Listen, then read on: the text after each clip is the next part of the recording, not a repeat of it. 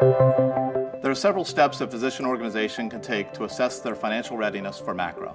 The first of these is to look at your patient volumes and revenue associated with Medicare to determine the overall potential impact. Depending on the results, you may find that you're exempt from the program, as those organizations with less than $30,000 in revenue or 100 patients or fewer will be exempt from the program.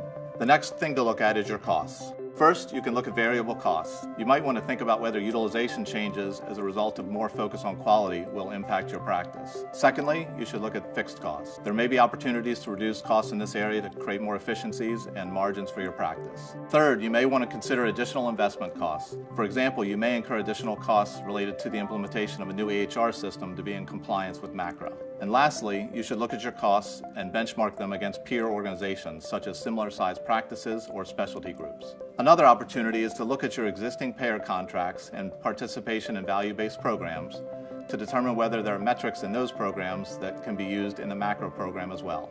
Lastly, you'll want to prepare financial projections to determine the future potential impact of the MACRA program on your practice. You'll want to look at various scenarios, including payer mix, utilization mix, MACRA performance, as well as looking at your status quo. All of these will help you determine how you perform once the MACRA program is implemented.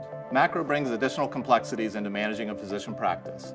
These are just 4 steps that physicians can take to be more prepared for MACRA.